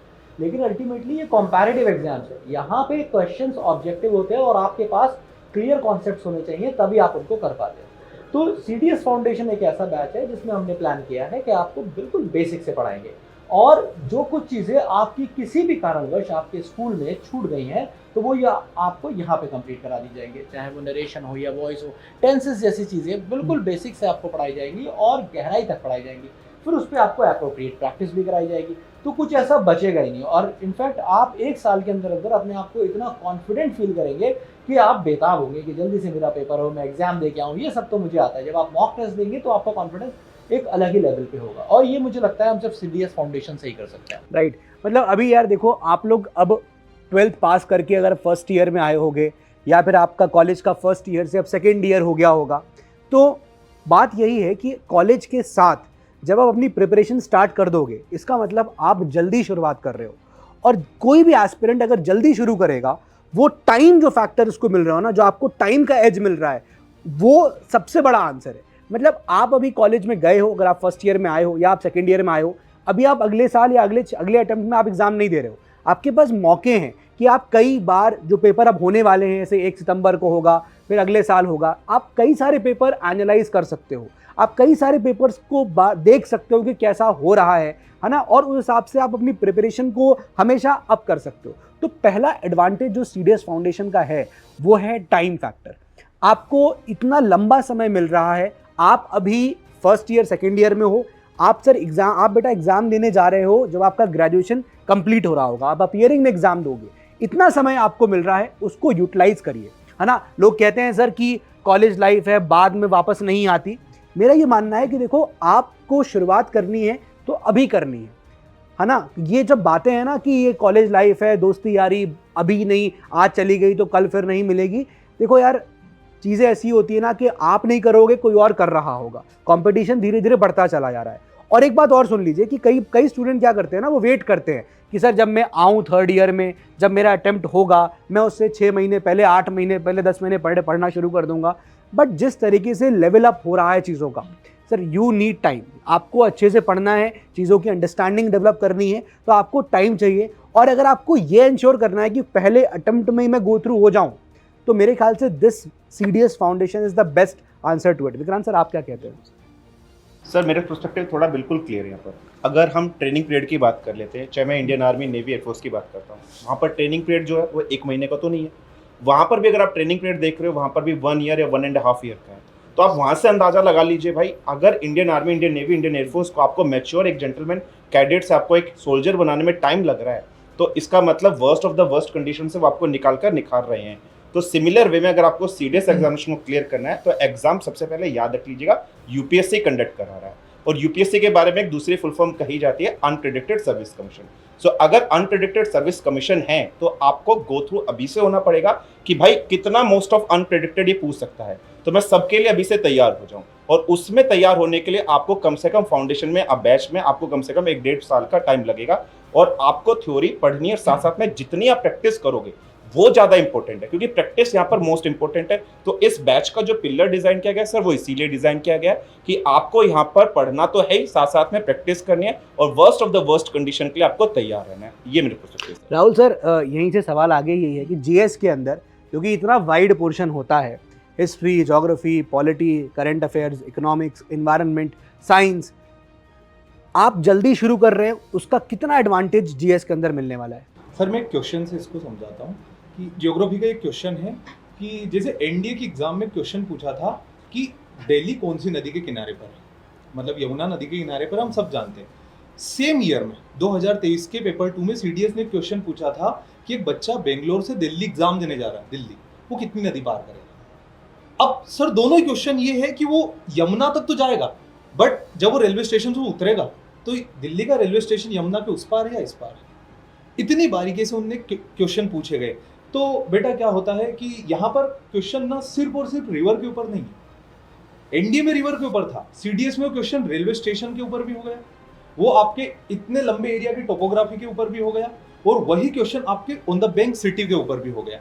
कि तो इस तरह की जब चीजें आती है, तो अगर हम इन चीजों को डीप और डिटेल में पढ़ेंगे तो बहुत अच्छी बात है। और अगर 1.5 साल का टाइम है जिसके अंदर हम NCERT भी पढ़ सकते हैं, रेफरेंस बुक भी पढ़ सकते हैं, और कई सारी चीजें जो गवर्नमेंट ऑफ इंडिया की है जो कि आप लोग को देखना चाहिए। मतलब जैसे बहुत सारी चीज़ें होती सर, जैसे पॉपुलेशन का डेटा है जो चेंज होता रहता है, सेंसस, ये नई नई चीज़ें ये हम तभी कर सकते हैं जब हमारे पास वक्त होगा, और ये लंबा ड्यूरेशन बहुत अच्छा होता है हम इस तरह की चीज़ों से डील करने के लिए। इसलिए मुझे ऐसा लगता है कि सर ये जो बैच है, जो कि जीएस का सिलेबस जैसे इस बार भी था, बहुत ज़्यादा टफ था, बहुत ज़्यादा टफ पूछा गया, कई सारे बच्चों ने किया, उन्होंने किया जो पहले से पढ़ रहे थे। ये जरूरी नहीं है कि सीडीएस फाउंडेशन बैच इस बार आया तो आपने इस बार से प्रिपरेशन स्टार्ट की। वो बच्चे जो पहले 1.5 साल से पढ़ रहे थे उनका अच्छा गया, जाहिर सी बात है, बट जो बच्चे 6 महीने लेकर के चले थे वो नहीं कर पाए। तो इसीलिए सर अगर हम ये टाइम 15 महीने का 18 महीने का लेकर के चलेंगे तो ये बेस्ट रहेगा। बिल्कुल। प्रथमेश सर, यूपीएससी अब बेसिक अंडरस्टैंडिंग स्टूडेंट्स की जांचना चाह रहा है कि उनको कितनी समझ है सब्जेक्ट की। मतलब वो सिर्फ रट के आ रहा है, एक टाइम जो होता था कि चीज़ों का फैक्चुअल आंसर आपने रट लिया, सवाल एग्जाम में आया, आपने टिक मार्क करके आगे बढ़ गए। लेकिन अभी हम देखें लास्ट वाले अटेम्प्ट में जिस हिसाब से पेपर का लेवल ऊपर गया, पेपर की मतलब सब्जेक्ट की बेसिक अंडरस्टैंडिंग आपसे पूछी जा रही है। लोगों को लग रहा है सवाल टफ है, क्या सवाल सच में टफ है या फिर उसका बेसिक अंडरस्टैंडिंग पूछा जा रहा है इसलिए वो और टफ लग रहा है और हम वो पढ़ नहीं रहे हैं? क्या सिनारियो है? सर देखिए, पिछले अगर मैं 2 साल का पूरा कैलकुलेशन निकाल सीडीएस एग्जामिनेशन के अंदर जीएस पेपर के बारे में अगर हम बात करें, तो एग्जामिनेशन का लेवल जो है वो थोड़ा टफ तो हुआ है ज़रूर। दूसरी चीज़ प्रॉब्लम ये आती है कि यूपीएससी हमेशा लैंग्वेज के ऊपर खेलता है कि लैंग्वेज आपको कितनी अंडरस्टैंड हो रही है, सवाल के पूछने का तरीका क्या है। दूसरा रीज़न इसका ये भी है कि एग्जाम डिफिकल्ट होता क्यों जा रहा है। देखिए, आप देखेंगे कि लगातार इंडिया के अंदर कंपटीशन बढ़ता जा रहा है। कल भी क्लास के अंदर मैंने बच्चों को बहुत जिम्मेदारी के साथ ये बात बोली थी कि आने वाले 2-3 साल के अंदर आप ये जो एग्जाम्स दे रहे हो, सीडीएस की मैं बात करूँ या एनडीए की बात करूँ, लगभग 60 to 50% एस्पिरेंट्स में इंक्रीज होने वाले जितने अभी बैठ रहे हैं। इसके पीछे कई सारे फैक्टर्स काम कर रहे हैं, अब उनके बारे में अभी मैं खुल के बात नहीं करूंगा। बट सर ज़रूरी यह है कि अब बेसिक का सही तरीके से नॉलेज लिया जाए, पहले बेसिक को समझा जाए। जैसे इकोनॉमिक्स की हम बात करें, पहले कहा जाता था किसी टाइम पर कि इकोनॉमिक्स को छोड़ के जाया जाता है सीडीएस के अंदर। आज अगर आप देखेंगे लास्ट ईयर का पेपर्स को देखें, लास्ट वाला जो पेपर आया था, इकोनॉमिक्स से क्वेश्चंस का लेवल काफ़ी डिफिकल्ट माना गया। वो लेवल डिफिकल्ट नहीं इकोनॉमिक्स का बेसिक समझना बहुत ज़रूरी है। और ये ऐसा केवल इकोनॉमिक्स के साथ नहीं, आप किसी भी सब्जेक्ट के बारे में बात करें तो अब वो सिनेरियो नहीं रहा है जो कि बेसिक 3-4 आपने बुक्स पढ़ ली और आप कहेंगे कि मैं सीडीएस का एग्जाम निकाल के बैठ जाऊंगा। ये पॉसिबल नहीं है। वैसा क्यों? बिकॉज पढ़ने वाले बच्चे अब ज़्यादा हैं, ज़्यादा पढ़ने वाले बच्चे भी ज़्यादा हैं। ऐसे एस्पिरेंट जिनका एनडीए का एग्जामिनेशन नहीं निकला था, ऑलरेडी बेसिक बहुत कुछ पढ़ के बैठे हैं, अब वो सीडीएस का एग्जामिनेशन दे रहे हैं। तो अब ज़रूरी ये है सर कि जितना जल्दी हो सके इस एग्जाम की तैयारी की जाए और बेसिक से ऊपर जाना पड़ेगा। देखिए, यूपीएससी जिन लोगों ने सर तैयारी करी है, हम भी पढ़ाते हैं कि किसी भी एग्जामिनेशन के अंदर क्वेश्चन को पूछने का तरीका चेंज होता है। अगर आपका बेस बहुत ज़्यादा मजबूत है, बेसिक्स के ऊपर अगर आपकी कमांड है, तो सवाल कैसा भी पूछ लिया जाए आपको समस्या नहीं आती। और ये फाउंडेशन बैच बेसिकली इसीलिए कि उस बेस को आपको मजबूत किया जाए। सर मैं हमेशा एक बात पे बहुत ज़्यादा बिलीव करता हूँ, दैट इज ग्रेविटी। आपकी ग्रेविटी जितनी मजबूत होगी ना, चीज़ें आपकी तरफ उतनी ज़्यादा आकर्षित होती जाती है। इसका बेसिकली मतलब ये कि आप अपने बेस को इतना मजबूत बना लो कि सवाल कैसा भी हो आप उस सवाल का जवाब दे दोगे। क्योंकि सर बेसिक जब क्लियर होता है ना, तो सवाल को देखने के बाद समझ में आ जाता है कि अच्छा इसका कनेक्शन इससे जा रहा है, और उसको समझने के लिए टाइम देना पड़ता है। ये कोई 1-2-3 महीने की बात नहीं है, एक लगातार पढ़ना पड़ता है कंसिस्टेंसी के साथ। और अगेन मैं वही चीज़ बोलूँगा, गर्ल्स के लिए भी ये चीज़ बोलूँगा मैं स्पेसिफिकली, और बॉयज़ के लिए भी बोलूँगा, फाउंडेशन के थ्रू आप अपनी बेसिस को बहुत मजबूत कर सकते हैं। मैं फिर से बहुत जिम्मेदारी के साथ ये चीज़ बोल रहा हूँ, आने वाले 2 साल में कंपटीशन बहुत बढ़ने वाला है, ये चीज़ समझिएगा। आपको लग रहा है कि मैं अभी ग्रेजुएशन कंप्लीट करूँगा उसके बाद मैं तैयारी करने बैठूंगा, वो चीज़ नहीं हो पाएगी। अभी जो लेवल है, और लेवल अब कम नहीं होता। आसिम सर अगर आप बताएं कि क्या आज तक ऐसा हुआ है कि किसी एग्जाम का लेवल कम हो गया? कभी भी नहीं होता। एग्जाम का लेवल लगातार बढ़ता जाता है। अब सीडीएस का जो लेवल था वो बढ़ने ही वाला है, तो आपको अभी से तैयारी करना पड़ेगी। और इसीलिए काफ़ी सोचने समझने के बाद इस बैच को लाया गया है, ताकि आपका नुकसान ना हो। अल्टीमेटली हमारा गोल ये होता है कि बच्चे का किसी भी तरीके से नुकसान ना हो, और एग्जाम जिस तरीके से आगे बढ़ रहा है वो सेम पैटर्न, वो सेम बेसिक लेवल, वो सेम पैटर्न हम आपको दे पाए तैयारी के साथ, सही तरीके से, सही गाइडेंस के साथ। जी बिल्कुल। प्रमोद सर, 12th की मैथमेटिक्स आती है एनडीए एग्जाम में, 12th ग्रेड एंड अबव, उससे ज़्यादा लेवल होता है मैथमेटिक्स का एनडीए एग्जाम में। सीडीएस एग्जामिनेशन में जो मैथमेटिक्स होती है, कहते हैं जो आपके क्लास 10th लेवल पे आती है, उस तरह की होती है। आप उसको बताइएगा कितना सही मैं बोल रहा हूँ। बट थिंग इज़, फिर भी हम देखते हैं कि मैथमेटिक्स में स्कोर लोग नहीं कर पाते हैं, सवाल अभी भी नहीं लगता है। मतलब मुझे समझ में ये नहीं आ रहा कि 12th की मैथमेटिक्स करने के बाद भी बच्चा जब आ रहा है सीडीएस एग्जाम में, तो वो मैथ्स वहाँ सॉल्व क्यों नहीं कर पा रहा है? क्या डिफरेंस है दोनों मैथ्स में और क्या तरीका है उसे करने का? देखिए, सबसे पहली चीज़ तो ये होती है कि हम 9th-10th की जो मैथ आती है, बच्चों से बहुत सीरियसली नहीं पढ़ता है। और जब हम बात करते हैं यूपीएससी जब एग्ज़ाम कराता है, तो वो केवल क्वेश्चंस नहीं डाल देता है, क्योंकि यहाँ पर क्या है, अगर हम कोई टॉपिक पढ़ रहे हैं तो उसमें डीप में जाता है। मतलब आप अगर हम बात करें तो यहाँ पे थ्योरी पोर्शन भी पूछ लेता है। जैसे अगर मैं नंबर सिस्टम की बात करूँ तो उसमें ऐसे घुस जाएगा क्वेश्चन के अंदर कि भाई भैया ये करना थोड़ा सा टफ हो जा रहा है। मतलब अगर मैं बोलूँ तो हमारे पास स्टेटमेंट बेस्ड क्वेश्चन आ जाते हैं जो कि हमने कभी किए नहीं होते हैं। तो यहाँ पर क्या है, अगर आपकी उसे कहते हैं बेसिक नॉलेज अच्छी है, आपने बहुत अच्छे से 10th पढ़ा है, तो आपके लिए बहुत ज़्यादा टफ नहीं होने वाला। आपको थोड़ा बहुत पढ़ना पड़ेगा, आप कर लोगे। लेकिन अगर आपने 9th 10th और उसके बाद उससे पहले जितनी भी क्लासेस है आपने अच्छे से नहीं पढ़ी है तो आपके लिए मुश्किल हो जाएगा। तो आपकी ये जो मुश्किल है इसको दूर करने के लिए सीडीएस फाउंडेशन लेके आया गया है, जहाँ पे हम एनसीईआरटीज भी कवर करने वाले हैं। मतलब जो जो बेसिक थ्योरम्स होती हैं, हम बहुत सारी थ्योरम्स ऐसी हैं जो हम नहीं जानते हैं, ठीक है, हमने पढ़ी हैं लेकिन हम भूल गए। जैसे ज्योमेट्री के अंदर मैं चला जाऊंगा या मैं ट्रिग्नोमेट्री के अंदर चला जाऊंगा, तो ज्योमेट्री में ऐसी ऐसी थ्योरम्स हैं जो हम पढ़ते तो हैं, हम भूल जाते हैं, क्योंकि बहुत ज़्यादा यहाँ पर हमारे पास सिलेबस देखने को मिल जाता है। तो ये बहुत ब्रॉड हो जाता है, मतलब अगर मैं बात करूँ तो बहुत ज़्यादा सिलेबस हो जाता है। तो इसको कवर करने के लिए एकदम बेसिक से धीरे धीरे हमें स्टार्ट करना होगा, ठीक है। गोपाल सर, आपका इसके बारे में क्या कहना है? सर मेरा एक छोटा सा बहुत अच्छा सा पॉइंट है। जैसे कि सीबीएसई, जैसे हम 10th की बात करते हैं, चाहे वो सीबीएसई ले लो या कोई भी अदर बोर्ड ले लो, आप स्टेट बोर्ड, तो धीरे धीरे करके 10th क्लास तक की जो बुक्स हैं उसमें से टॉपिक्स को एक्सपर्गेट किया जा रहा है। बहुत सारी चीजें हैं जो नहीं पढ़ाई जा रही है, बट यूपीएससी इन सब चीजों से इत्तेफाक नहीं रखता। वो अपने एग्जाम में वो चीजें जरूर डालता है। अब वो बच्चा बेसिक्स पढ़ के आया ही नहीं है। और सबसे बड़ा फैक्टर मैं बताता हूं आपको, जैसे हम लोग भी सभी 10th पास आउट है, ऑब्वियसली बात है, तो बहुत सारे पीएचडी होल्डर्स भी है हमारे साथ यहाँ पे।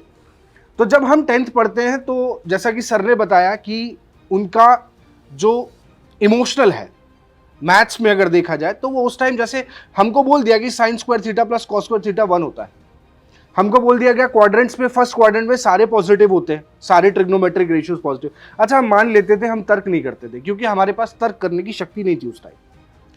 लेकिन जब यही चीज यूपीएससी में आती है और बार बार एक वर्ड निकल के आ रहा है, बेसिक फाउंडेशन, नींव, बार बार एक वर्ड निकल के आ रहा है। इसीलिए निकल के आ रहा है, कारण यही है क्योंकि यूपीएससी जानना चाहती है कि आपके फर्स्ट क्वाड्रेंट्स में, अगर आप ट्रिग्नोमेट्री पढ़ते हो तो फर्स्ट क्वाड्रेंट में सारे पॉजिटिव क्यों होते हैं, सेकंड क्वाड्रेंट में साइन और कॉसेक पॉजिटिव क्यों होते हैं। अब आपको उसका रीजन नहीं पता, आपने कभी अपने टीचर से पूछा भी नहीं, तो उन सभी चीजों का जिक्र हम फाउंडेशन में करते हैं। मैं बताता हूं कि आखिर क्यों आप जीवन से पढ़ते आ रहे हैं sine square theta plus cos square theta 1 होता है। हर चीज का एक लॉजिक है, हर चीज डिराइव होकर आई है, और मैथ्स एक लॉजिकल सब्जेक्ट है जिसको हमें रटना नहीं है। और अगर ये सोच के पढ़ोगे कि इस टाइप का सवाल नहीं आ रहा, इस टाइप का सवाल आए ना आए, इस कॉन्सेप्ट से क्वेश्चन आए ना आए, लेकिन इस कॉन्सेप्ट से ऊपर जो क्वेश्चंस बनते हैं, जो इससे रिलेट करके बनते हैं, वो सिर्फ बेसिक से ही हो सकते हैं, बिना उसके नहीं हो सकते। रही बात स्टेटमेंट्स के क्वेश्चंस की, तो स्टेटमेंट के क्वेश्चन वही बच्चा सॉल्व कर सकता है जो तर्क करना जानता है, जो जानना चाहता है कि आखिर ये 1 है या फर्स्ट वाले में पॉजिटिव क्यों है या सेकंड वाले में साइन और कॉसेक पॉजिटिव क्यों है। जब वो क्यों के पीछे भागता है तो वो अपने बेसिक्स को क्लियर करता है, तब जाकर उसकी फाउंडेशन कंप्लीट होती है। तो हमारा काम भी यही है इस फाउंडेशन बैच में, मैं करने वाला भी यही हूं। मैं स्टार्टिंग में आपको एनसीईआरटी और रेफरेंस बुक्स ही पढ़ाऊंगा, मैं सीधा यूपीएससी के पैटर्न को टच नहीं करूंगा, मैं आपको वहां ले जाऊंगा जहां आप कभी जाना नहीं चाहते। और ये आपको, अगर आप चाहते हैं आप रैंक लेकर आए, सिलेक्शन चाहे, तो आपको एनसीईआरटी और रेफरेंसेस बुक्स के पीछे जाना पड़ेगा। बिल्कुल ठीक है। समीर सर, आपसे मेरा अगला क्वेश्चन यही है कि हम जब विराट में पढ़ाते हैं वहाँ पर हमारा 6 मंथ 7 मंथ्स 7.5 महीने 7 महीने का बैच होता है, वहाँ पर आप हिस्ट्री पढ़ाते हैं। अब जब आप सीडीएस फाउंडेशन में हिस्ट्री पढ़ाएंगे तो किस प्रकार से डिफरेंस होगा हिस्ट्री अब पढ़ना, जब आप फाउंडेशन में पढ़ोगे तो कैसे डिफरेंट हो सकता है, क्योंकि बहुत वास्ट है हिस्ट्री, लेकिन उसको छोड़ना भी सही चीज़ नहीं है। बहुत जगह स्ट्रैटेजीज आती है, हम लोग देखते हैं वाईटी पे पढ़ी होती है कि आप ये पढ़ सकते हैं, ये चीज़ ओमिट कर सकते हैं, लेकिन आप इतने बड़े एग्जाम की तैयारी कर रहे हैं, आप ऑफिसर बनने की तैयारी कर रहे हो और इस तरह की अप्रोच के साथ कभी जाएंगे तो सक्सेस बहुत ही ज़्यादा रेयर हो जाती है फिर, है ना। हिस्ट्री के लिए आपका ऐसे क्या अप्रोच रहेगा और ये सीडीएस फाउंडेशन बैच में किस तरह से हिस्ट्री चलने वाली होगी? बिल्कुल सर, जैसे हिस्ट्री की ही हमने बात की कि हिस्ट्री की इंपॉर्टेंस की बात हम करते हैं, तो सबसे पहली चीज़ यही आती है कि अपने देश का इतिहास जानना हर व्यक्ति के लिए बहुत ज़्यादा ज़रूरी है। मतलब हम अपने देश के लिए वो जो ओनरशिप है वो तभी लेंगे जब हम अपने इतिहास को जानेंगे, जब हम अपने बारे में जानेंगे। आगे जब बात आती है सर हिस्ट्री लेकर कैसे चलेंगे, तो जैसा सभी टीचर्स ने डिस्कस किया, गोपाल सर ने पॉइंट रखा कि अब हमारा जो सिलेबस है उसमें काफ़ी चीज़ें ओमिट हो रही हैं और बच्चा हमेशा यही बोलता है कि सर कौन सी बुक्स को रेफर करें, कहाँ से पढ़ें, किस तरीके से चलें। तो हिस्ट्री सर एक कहानी की तरह है। अब कहानी अगर मैं बीच में से सुनाऊंगा या सारी चीज़ें रिलेट नहीं कर पाऊंगा तो आपको कहानी सुनने में मज़ा भी नहीं आएगा। तो बेसिकली हम यही करने वाले हैं कि हम सबसे पहले सिर्फ और सिर्फ बेसिक्स के ऊपर फोकस करेंगे, मतलब आपकी एनसीईआरटीज़ पे फोकस करेंगे, सिर्फ प्रेजेंट एनसीईआरटी नहीं, सिर्फ पर्टिकुलरली ओल्ड एनसीईआरटी, क्योंकि हम सिविल सर्विसेज एग्जामिनेशन की बात करें तो उन एनसीईआरटी को सबसे पहले रेफरेंस बुक बोला जाता है। जैसे आर एस शर्मा सर की बुक हो गई, मेडिवल के लिए सर हम बात करते हैं सतीश चंद्रा सर की बुक हो गई, विपान चंद्रा सर की मॉडल इंडिया, मतलब ये तो दा बुक्स हैं बेसिकली। इनको पढ़े बिना तो आप किसी भी कॉम्पिटिटिव एग्जाम की तैयारी नहीं कर सकते हैं। तो बेसिकली फाउंडेशन बैच में मेरा यही अप्रोच होगा कि हम लोग बेसिक से शुरू करें, एकदम छोटी छोटी चीज़ों पर फोकस करें, और जब हम विराट बैच में जाएंगे तब हम ग्रेजुएशन लेवल पे जंप कर सकते हैं, तब हम एडवांस्ड कॉन्सेप्ट पे जंप कर सकते हैं, और तब वहाँ पे मेरे पास एक ये बेनिफिट होगा कि अगर मैंने सपोज किसी राजा का नाम लिया, अब मैं जैसे बोल रहा हूँ कि सर जूनागढ़ इंस्क्रिप्शन की बात हो रही है, तो बच्चे को पता है जूनागढ़ इंस्क्रिप्शन शक राजा शक कौन, तो वहां पर चीजें बहुत आसान हो जाएंगी। And that is why this batch is very much important for all the CDS aspirants, क्योंकि ग्रेजुएशन लेवल पे जंप करने से पहले बहुत जरूरी है कि आप अपने बेसिक्स को बहुत अच्छे से क्लियर करें, और सारे टीचर वही बात कह रहे हैं कि बेसिक्स अगर एक बार क्लियर हो गए तो ट्रस्ट मी एडवांस लेवल पे जाकर आपको बिल्कुल भी स्ट्रगल नहीं करना पड़ेगा। बिल्कुल। तो सीडीएस फाउंडेशन बैच जो कि 6,000 रुपीज़ का है, बहुत सारे स्टूडेंट्स के दिमाग में ये सवाल भी आ रहा होगा कि सर इस बैच को अगर हम अवेल करते हैं, एनरोल करते हैं, तो कब तक हमारे पास इस बैच का एक्सेस रहेगा। क्योंकि एक बड़ा क्वेश्चन ये है कि सर अभी हम फर्स्ट ईयर में आए हैं और अभी हम क्या इस बैच को एनरोल कर सकते हैं? बिल्कुल कर सकते हैं। आप फर्स्ट ईयर में हो, आप सेकेंड ईयर में आए हो, आप इस बैच को एनरोल कर सकते हो, क्योंकि ये बैच की जो करिकुलम है ना वो इस प्रकार से डिज़ाइंड है कि आपको 1 साल तक पहले फाउंडेशन क्लियर कराया जाएगा, पढ़ाया जाएगा, आपको एनसीईआरटीज़ कवर कराई जाएंगी, पूरा सिलेबस कवर होगा। उसके बाद जब आपका नींव ये स्ट्रांग हो गया है, फाउंडेशन बिल्ड हो गया है, देन उसके बाद आपको विराट बैच जो हमारा आता है, उस बैच में आपको हम लोग उस बैच का एक्सेस आपको देंगे, उस बैच में आपको शिफ्ट करेंगे। तो वंस एक बार पूरा सिलेबस कंप्लीट करने के बाद आपके पास एक मौका फिर से और होगा, जब आप फिर से पूरा आप जो सिलेबस है उसे आप 6 महीने के अंदर रिवाइज कर रहे होगे, ठीक है, और आप पूरी चीज़ें जो आपने नोट्स बनाए होंगे 1 साल, अब उसको आप मैच कर सकते हो। आप टीचर के क्लास खोलिए, विराट के अंदर आइए, वहाँ पर आप पूरी क्लासेस को पूरे नोट से मिलाते जाओ। कुछ आपको लग रहा है कि नहीं लिखा है उसको ऐड कर लो, कुछ आपको लिखा है कि मैंने सही चीज़ उस वक्त मेंशन नहीं करी थी तो आप उसको मेंशन कर लीजिए, राइट। तो ये जो सीडीएस का पूरा फाउंडेशन बैच का जो कॉम्बो है ना, कि पहले बेस बनाना, एनसीईआरटीज़ पढ़ाना, चाहे वो जीएस हो, चाहे वो मैथ्स की हो, है ना, और या तो इंग्लिश के अंदर इंग्लिश की तैयारी करना हो, कुछ भी हो, आपको पूरा 1 साल में तैयार किया जाएगा। और फिर उसके बाद आपको विराट में यहाँ पर हम लोग शिफ्ट करेंगे और विराट में पूरा आप रिवीजन करोगे, यानी कि 1.5 साल का ये पूरा यहाँ पर एक तरह से बैच चलने वाला है। लेकिन जैसा कि आपके मन में सवाल होगा कि सर हम लोग जो है फर्स्ट ईयर में है, बैच लेंगे तो सेकेंड ईयर या थर्ड ईयर आते आते हमारा ये बैच ख़त्म हो जाएगा, या फिर हम सेकेंड ईयर में है तो जब तक हम एग्ज़ाम देने वाले होंगे इस बैच का हमारे पास, मतलब हम उस पर्टिकुलर एग्ज़ाम देते वक्त हमारे पास बैच का एक्सेस नहीं होगा क्योंकि 1.5 साल का। लेकिन ऐसा नहीं है, ये पर्टिकुलर बैच का जो एक्सेस है वो आपको मिला रहेगा जब तक आप एग्ज़ाम दे रहे हो, you will get the access, ठीक है। और साथ ही साथ मतलब ये जो बैच का प्राइस है 6,000, वो कभी स्टूडेंट लिखते भी हैं सर बैच कमेंट बॉक्स में कि सर काफ़ी ज़्यादा एक्सपेंसिव बैच है।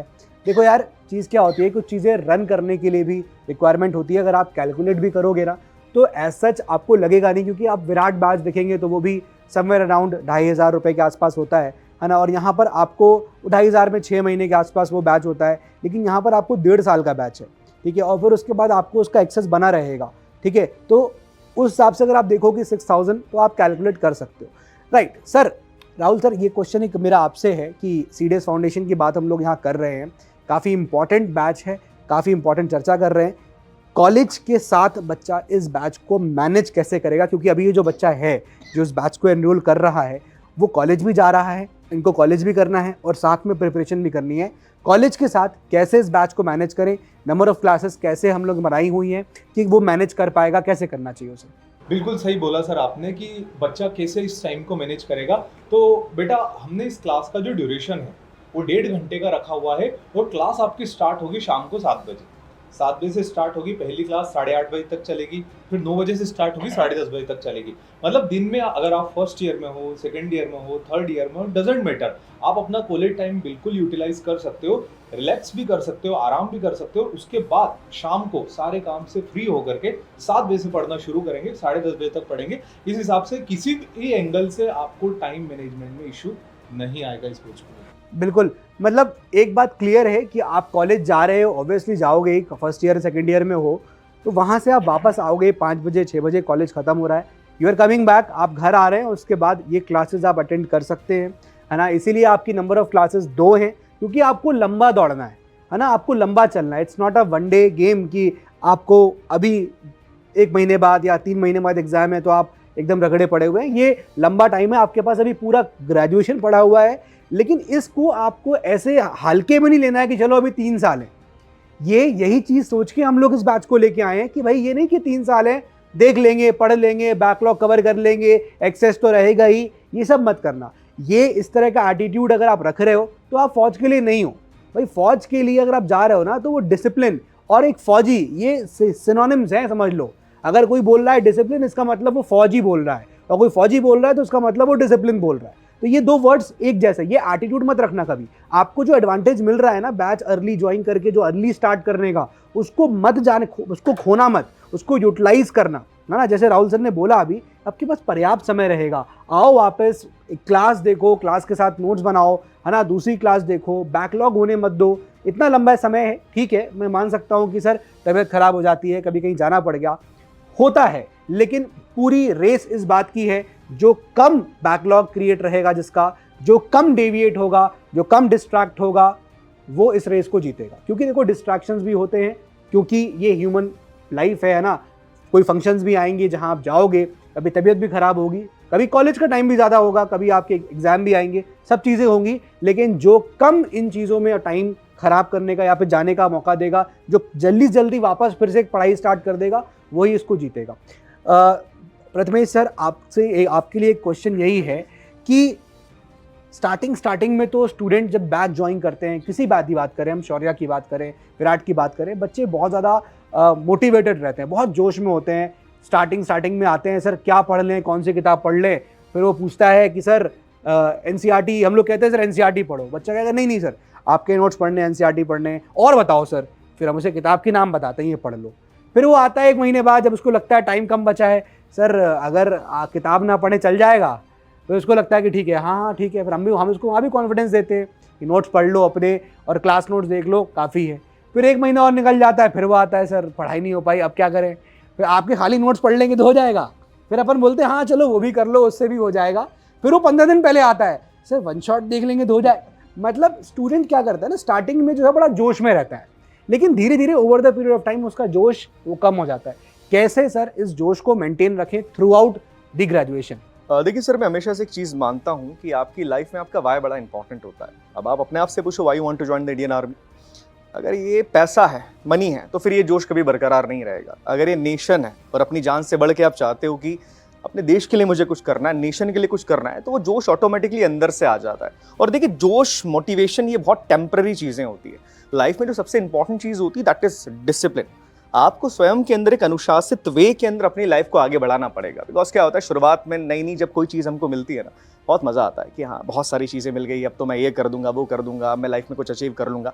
But certain period of time के साथ वो डिस्ट्रैक्शंस आपके ऊपर हावी होते जाते हैं, और उसके बाद जो आपका मेजर गोल है आप उससे बहुत ज़्यादा डिविएट होते जाते हो। अभी कुछ समय पहले सर मैंने बात करी थी इंटेलेक्चुअल डेवलपमेंट की, और यहाँ पर आपका इंटेलेक्चुअल डेवलपमेंट दिखता है कि आप डिस्ट्रैक्शन से कितना ज़्यादा बचते हुए सीधा सीधा चलते जाते हो। देखो इसका एक ही तरीका है, बी डिसिप्लिन। फर्क नहीं पड़ रहा है कि तबीयत खराब हो रही है या कुछ करना है क्या नहीं करना है, अगर मुझे 3 घंटे क्लास लेनी है तो मैं लूंगा, ठीक है, फिर फर्क नहीं पड़ता। क्या होता है, फौज में एक चीज कही जाती है, टास्क टेकन टास्क डन। कोई काम ले लिया तो उस काम को खत्म करना है, सिंपल सी बात है यार। If death comes before in between my mission, so I will kill the death and complete the mission. सीधी बात ये होती है, मिशन कंप्लीट करना है, काम करना है तो करना है। क्या होता है सर, इंसान इस दुनिया में सबसे ज्यादा झूठ अपने आप से बोलता है। और हम हमेशा बच्चों को कहता हूँ कि अपने से खुद से किया हुआ वादा कभी मत तोड़ना, बिकॉज जब आप अपने से खुद से किया हुआ वादा तोड़ देते हो ना, तो तुम्हारा ज़मीर कहीं ना कहीं डिमिनिश होता जाता है। और फौज में उस ज़मीर की बहुत ज़रूरत है। कुछ लोग होते हैं सर जो दिल लेके पैदा होते हैं, बट कुछ ही होते हैं जो जिगरा लेके पैदा होते हैं, और फौज में वो जिगरे वाला आदमी चाहिए कि एटलीस्ट अपनी बात से तो डिविएट नहीं हो रहा। तो ये मोटिवेशन ठीक है, it's fine, but discipline way के अंदर अपनी लाइफ को जीना शुरू कर दो। बिकॉज जब आप डिसिप्लिन वे के अंदर अपने आप को रखना शुरू कर देते हो तो सर एक कंसिस्टेंसी अपने आप आती जाती है। मतलब क्या है, मैं डिसिप्लिन को एक मैग्नेट की तरह ट्रीट करता हूँ हमेशा, कि वो अगर है ना तो सारी OLQs की तुम बात कर लो, 15 ऑफिसर्स लाइक क्वालिटीज की बात करो, या 16 ऑफिसर्स लाइक एट्रीब्यूट्स की बात करो, ये सारे के सारे पीछे पीछे आ जाते हैं। तो जस्ट बी डिसिप्लिन और चीज़ें अपने आप हो जाती है। अपने आप से पूछना एक बार कि क्यों फौज ज्वाइन करना चाहते हो, उस कागज़ को चिपकाओ यहाँ पे सामने, और रोज उसको देखना कि मैंने इसलिए डिसीजन लिया था। बिकॉज आई थिंक तुम्हारी लाइफ का ये पहला डिसीजन होता है जो तुम खुद से लेते हो। अदरवाइज क्या होता है सर, हम हमेशा दूसरों के डिसीजंस के हिसाब से लाइफ में चलते कि मैं ये करूंगा वो करूंगा, बट मुझे लगता है कि एक बच्चे का खुद का डिसीजन ये होता है कि हाँ मुझे फौज ज्वाइन करनी है। तो पहली बार अगर लाइफ में कोई डिसीजन ले रहे हो तो एटलीस्ट उससे डिविएट नहीं होना। सो जस्ट बी ब्रेव, सब कुछ पॉसिबल है यार लाइफ के अंदर, बस अपने आप पे भरोसा रखना है। बिल्कुल। तो अगर आप पैसे को लेकर सोच रहे हैं तो आपके लिए फिर नहीं है। लेकिन विक्रांत सर, एक सवाल आपसे यहाँ पर ये आया कि ट्रेनिंग के दौरान क्या कुछ सैलरी मिलती है, कुछ स्टाइपेंड मिलता है, कुछ पैसे मिलते हैं क्या? जी सर। सो सबसे पहले अगर हम लोग बात कर लेते हैं, सर ने जैसे प्रथमेश सर ने बताया, फौज ज्वाइन करना, अगर जो बच्चा पैसे के लिए ज्वाइन कर रहा है वो तो सेकेंडरी चीज़ है, एक जज्बा होता है बेसिकली ज्वाइन करना। लेकिन हाँ, अगर हम लोग बात कर लेते हैं ट्रेनिंग पीरियड में आपको स्टाइफन मिलता है। बेसिकली यदि हम लोग बात करें अप्रॉक्सीमेटली 50,000 के आसपास आपको एक स्टाइफन मिलता है। और अपने आप में अगर हम लोग बात करें, अगर ये स्टाइफन की मैं बात करूँ, किसी अदर गवर्नमेंट जॉब की बात करूँ, इतना तो शायद मेरा वहाँ का सैलरी होगा, फर्स्ट सैलरी होगा। लेकिन यहाँ पर आपका स्टाइफन है ये यही बात सोच के दानिश सर तुमसे परेशान है। इतना ज्यादा मिल रहा है। अब दानिश सर हिसाब लगा रहे हैं यार, साल का इतना, अरे हाँ। 4 साल का इतना, मैं कहाँ वो तो मुझे लग रहा है मैंने बहुत लेट कमाना शुरू किया था। मतलब मुझे लगता है बहुत लेट कमाना शुरू किया। जब मैंने कमाना शुरू किया तब ये NDA वाले और CDS वाले बच्चे लखपति हो चुके थे। वही। अच्छा सर, एक चीज हो रहा है, हम लोग अभी बात कर रहे हैं सभी से कि बच्चे को स्टैटिक रहना चाहिए, डिसिप्लिन रहना चाहिए।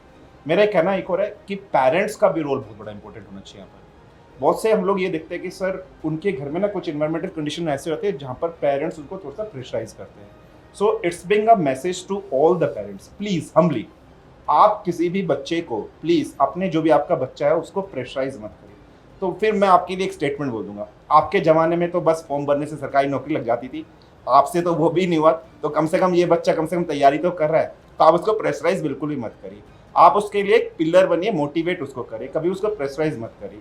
हाँ, आप उसको डांटिए जरूर जहाँ पर डांटने की जरूरत पड़ रही है, पर उसको अननेसेसरी टॉर्चर या अननेसेसरी उसको परेशान बिल्कुल भी मत करिए। उसका एक पिलर और एक उसका रोल मॉडल आप वहाँ पर बन गए, वो देखना, वो आपको सिलेक्शन फील्ड पर पक्का निकाल। सर आपको कितनी डांटे पड़ी है? सर मैं तो अगर बात करता हूँ, पापा फौज में हैं तो फौज से रिटायर है, ब्रदर भी नेवी के अंदर है, तो एक पूरा बैकग्राउंड देखा जाए तो सारा फौज के अंदर है। सर हम तो फौजी बेल्ट और जूतों से खूब पीते हैं, ये चीज़ है। ठीक है। और एक सवाल यहाँ पर, अभी मैं जब से हम लोग बातें कर रहे हैं, इतनी सारी सब लोग यहाँ पर बातें करी, चर्चा हुई, काफ़ी हंसी मजाक हुआ, लेकिन प्रथमेश सर बड़ा गुस्से में बैठे हुए हैं।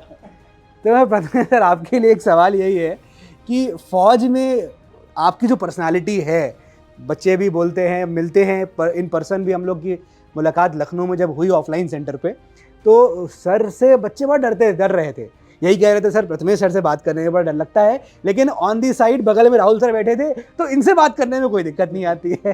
सर फौज के अंदर सीरियस रहना या गुस्सा वाली पर्सनालिटी, या फिर मैं कैसे उसको एक्सप्लेन करूं, मतलब कितना ये रोल प्ले करती है? नहीं सर, ऐसा कुछ नहीं है, गुस्से वाली पर्सनालिटी ऐसा कुछ नहीं होता, बट हाँ ये है। नहीं सर, ये स्टूडेंट बताएंगे कमेंट बॉक्स में कि सर कौन डरता है प्रथमेश सर से, कमेंट बॉक्स में बता देना। हाँ सर। सर ये रहता है कि आपकी सेंस ऑफ रिस्पॉन्सिबिलिटी बढ़ जाती है। एक फौजी के मुंह से और उसके दिमाग से जो भी थॉट्स आएगा और जो भी शब्द निकलेगा उसका एक बहुत सही मतलब होता है। बिना वजह कोई बात बोल देना या बिना रीज़न के किसी बात को सोचना भी फौजी के लिए अलाउ नहीं होता, बिकॉज दिमाग के अंदर वो चीज़ नहीं आती। दिमाग को इस तरीके से ट्रेंड किया जाता है। जैसे फौज में एक चीज़ कही जाती है कि आपका सही निशाना तब लगता है जब आपका दिल, दिमाग और तुम्हारी धड़कन एक सीध के अंदर होती है, तब जाके सही निशाना होता है। तो फौज के अंदर आदमी को भी ऐसा सदा होना चाहिए, जिसके लिए ज़रूरी होता है डिसिप्लिन। तो सर नॉर्मली ये होता है कि वो चीज़ें आ ही जाती है, बिकॉज फौज के अंदर जब आप जाते हैं, तो मैं इसे कभी जॉब नहीं बोलता हूँ, इट्स अ रिस्पॉन्सिबिलिटी। और वो रिस्पॉन्सिबिलिटी बहुत बड़ी होती है कि आप कुछ गलत बात बोल दें या आपका एक्ट खुद गलत हो जाए, बिकॉज आपके जो सबॉर्डिनेट्स हैं, आपके जो साथी हैं, वो आपको देख के सीखते हैं। फौज में सीओ साहब जो होते हैं, कमांडिंग ऑफिसर जो होता है, उसे भगवान का दर्जा तक दिया जाता है। तो चीज़ें इस तरीके से फौज में बनाई जाती है कि आप ज़रा भी लीनियंट नहीं हो सकते। ये ऑर्डिनरी जॉब नहीं है कि आपने कोई गलती कर दी और आपकी एक फाइल मिस हो गई, नहीं, आपने यहाँ पर गलती करी और हो सकता है कि देश का एक हिस्सा आप गवा दें या अपने साथी की जान गवा दें। तो यहाँ पर ये चीज़ें होती है। और सर क्या होता है कि फिर जब आप उसी माहौल के अंदर रहते हैं तो सेंस ऑफ रिस्पॉन्सिबिलिटी, डिसिप्लिन के चीज़ द्वारा ये चीज़ें आ जाती है। और मुझे लगता है कि थोड़ा बहुत तो होना ज़रूरी भी है। सर समीर सर बगल में बैठे हैं, वो बॉल पार्टी के माहौल में चले गए। समीर सर, बॉल पार्टी में आप जाते तो किसके साथ जाते? जाने के लिए तो कोई होता नहीं, बट हाँ जनरली एनडीए और सीडीएस एक मौका देते हैं सभी एस्पिरेंट्स को कि इनिशियली 3 साल या 1 साल आप बहुत शिद्दत से मेहनत कीजिए, लेकिन आखिरी में आपको उसका फल मिलता है। एक पार्टी ऑर्गेनाइज होती है, बॉल पार्टी, और वहाँ पर आप अपनी लव्ड वंस और अपने लव्ड वंस को लेकर जा सकते हैं। और अगर मैं होता तो फिर मैं शायद अकेला ही जाता। तो अरे सर अकेले वहाँ जाने ही देते हैं ना सर, वहाँ अकेले जाने नहीं देते। तो सर फिर विक्रांत सर होते मेरे साथ, अगर एक सिंगल के साथ दूसरा सिंगल, यही करते हम। आपको मैं ही मिला, आपका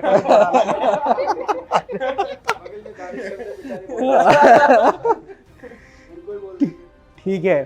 तो भाई ये सब बहुत सारी बातें और आगे नहीं जाएंगे क्योंकि यहाँ से चीज़ें जो है, बट एनीवे अच्छा लगा। काफ़ी सब लोग यहाँ पर आए, बातें हुई और काफ़ी बातें आप लोग तक पहुँची भी regarding the CDS foundation batch. एक छोटा सा सवाल, आखिरी सवाल बचा है, वो भी मैं यहाँ पर पूछ के इसको फिर वाइंड अप करते हैं।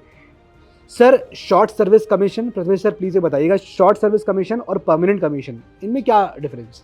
सर डिफरेंस जो है ये काफ़ी ज़्यादा है, मैं इस डिफरेंस को काफ़ी ज़्यादा मानता हूँ। एसएससी की बात की जाए, शॉर्ट सर्विस कमीशन की बात की जाए तो वो 10 साल का होता है और एक्सटेंडेड करके 14 साल आप कर सकते हैं। पर जब आप परमानेंट कमीशन की बात करते हैं तो उसका सच से एक्सटेंडेड पीरियड नहीं है, 62 ईयर 65 ईयर्स या आगे भी आप सर्विसेज को दे सकते हैं। तो परमानेंट कमीशन भी एक बहुत अच्छा मौका होता है। ऑब्वियसली कि अगर आपको पूरी तरीके से इंडियन आर्म फोर्सेस के अंदर ही सर्व करना है तो परमानेंट कमीशन एक बहुत अच्छा तरीका है। बट एसएससी भी एक बहुत अच्छा तरीका होता है, बिकॉज क्या होता है, कहीं एसएससी के थ्रू जो ऑफिसर्स होते हैं वो 10 साल 14 साल जॉब्स करने के बाद कई सारी बड़ी बड़ी एमएनसीज के अंदर पोस्टेड, कई सारे स्टार्टअप्स उन्होंने खोले हुए हैं। तो देश की, कहते हैं ना सर, देश की सेवा करने के कई सारे तरीके होते हैं। फौज अकेला नहीं होता है, फौज के बाहर भी आप देश की सेवा करते हैं। तो अगर दोनों को ही अगर पॉजिटिव वे में देखा जाए तो दोनों बहुत अच्छे हैं। बट हाँ, अगर आपको लगता है कि नहीं मुझे मेरी पूरी जिंदगी फौज के लिए देनी है तो sir permanent commission is best. Otherwise SSC के लिए भी आप जा सकते हैं, बिकॉज सीडीएस की जब हम बात करें तो सीडीएस के अंदर जो गर्ल्स हैं वो ओटीए ज्वाइन करती है और उसके थ्रू वो शॉर्ट सर्विस कमीशन के अंदर ही जाती है। बट अगेन मैं चीज़ बोलूँगा कि ये चीज़ें चेंज हो सकती है, जिस हिसाब का सिनेरियो भी चल रहा है करंटली, हो सकता है कि परमानेंट कमीशन भी हो जाए। सर ये चीज़ें हो सकती है, we are not sure about that, but ये ऐसा आगे हो सकता है।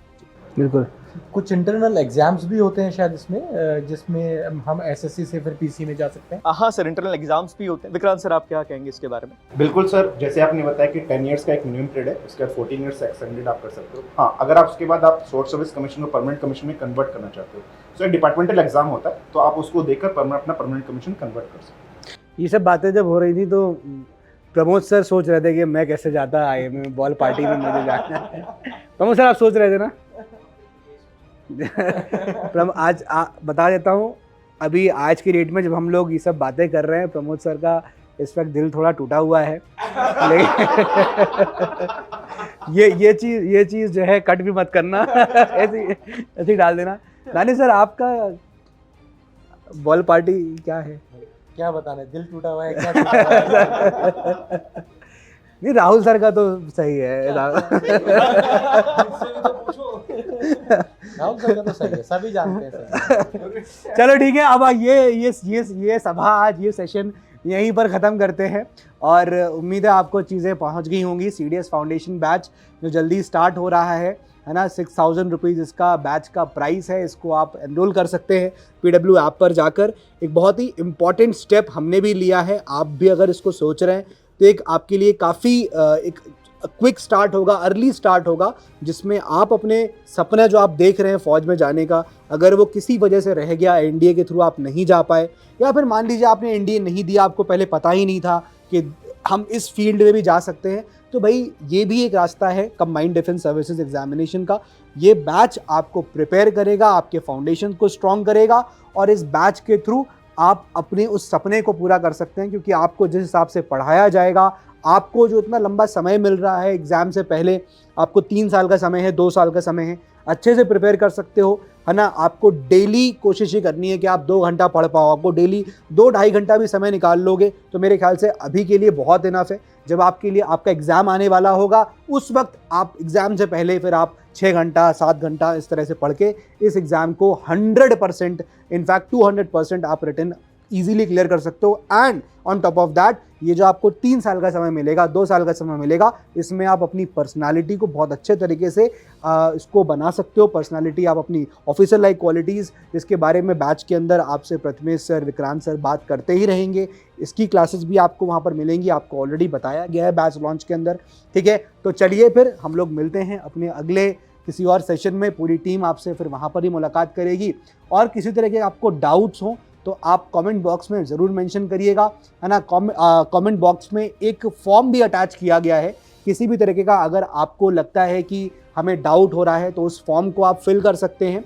हमारी जो एक्सपर्ट टीम है वो आपसे कनेक्ट करेगी, उन क्वेश्चंस को आपके सॉल्व करने में आपकी हेल्प करेगी, ठीक है। सो इतनी बड़ी टीम फिर से कभी आपके सामने आएगी और हम फिर से इतनी मस्ती करेंगे।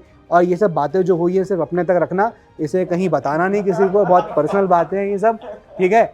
So all the very best. जय हिंद, जय भारत।